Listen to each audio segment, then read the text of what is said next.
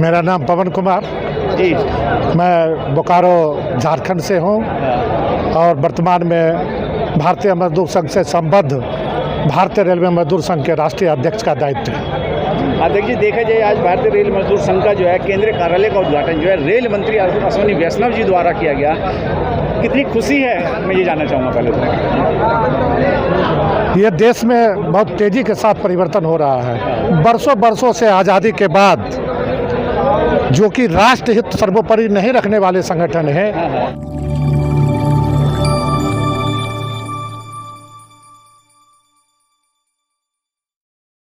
उनका दबदबा रहा।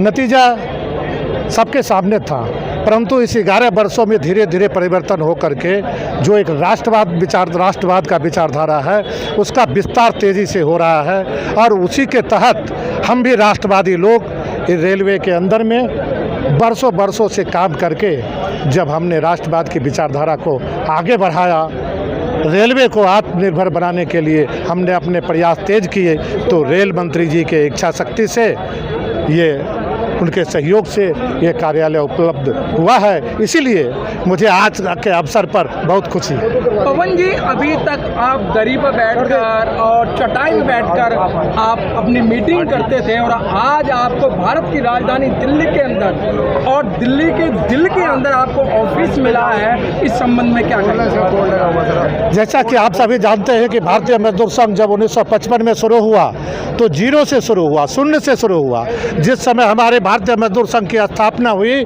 हमारी उस समय कोई सदस्य संख्या नहीं थी, परंतु हम लोग निरंतर भारतीय मजदूर संघ के कार्यकर्ता काम करते और यहाँ तक पहुँचे हैं। और अन्य उद्योगों की तरह रेलवे में भी अब ये हमारा एकाएक उभार हुआ है, तो ये बहुत ही खुशी। पवन जी, आज से कुछ साल पहले रेलवे के अंदर 26 लाख से ऊपर कर्मचारी हुआ करते थे, लेकिन घटते आज मात्र 10.5 और 11 लाख के करीब है। कभी क्या आप लोगों ने युवाओं पर ध्यान दिया है? आप बिल्कुल सही बात कह रहे हैं। रेलवे के कर्मचारी यूनियन का काम होता है पॉलिसी मुद्दे पर सरकार पर अंकुश लगाना, कर्मचारियों को साथ लेकर सरकार पर अंकुश लगाना कि वो मजदूर विरोधी और ये बेरोजगारी पैदा करने वाला निर्णय न ले पाए। परंतु दुर्भाग्य से इस रेलवे में लगभग 100 वर्षों से और 70 वर्षों से दोनों मान्यता प्राप्त संगठन ने अपने स्वार्थ में रेल कर्मचारियों की ताकत को बेच दिया, ताकत को कमजोर किया और अपने स्वार्थ में उन्होंने लिप्त होकर कर्मचारियों की ताकत में कमजोर किया, जिसके कारण सरकार ये जो संख्या है कर्मचारी की संख्या दिन प्रतिदिन घटाते चली गई। और पिछले कुछ दिनों से ये जो अभी वैकेंसियाँ हो रही है, भर्तियाँ हो रही है, ये सिर्फ हमारा भारतीय रेलवे मजदूर संघ का योगदान है कि हमने सरकार को समझाने का प्रयास किया, हमने रेल मंत्री को समझाने का प्रयास किया कि सरकारी कर्मचारी क्यों आवश्यक है, ठेके पर काम क्यों आवश्यक नहीं है। जो रोजमर्रे का काम है, बरसों के चलने वाला काम है, वो काम अस्थायी प्रवृत्ति का है, उसमें सरकारी कर्मचारी की बहाली होनी चाहिए।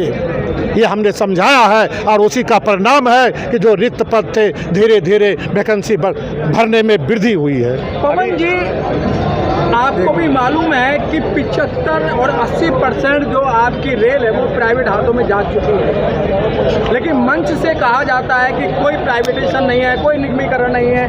क्या कहेंगे इस संबंध में? जो आपने कहा 80% यह सत्य नहीं है। लगभग 40% काम निजी क्षेत्रों में जा चुका है, इसमें कहीं कोई दो राय नहीं है। किसी मंत्री जी से पूछेंगे तो आपके बोलेंगे निजी क्षेत्र में नहीं जा रहे हैं, वो आउटसोर्सिंग के माध्यम से कर रहे हैं। उसमें भी हमारा कहना है कि जो काम अस्थायी प्रवृत्ति के नहीं हैं उनको यदि आप ठेके पर देते हैं तो आप डायरेक्ट ठेके कर्मचारियों को लो, ताकि जो मिनिमम वेज है उन ठेके कर्मचारियों को वेतन मिल सके, ताकि ठीक ढंग से ये अर्थव्यवस्था चल सके। ठीक है।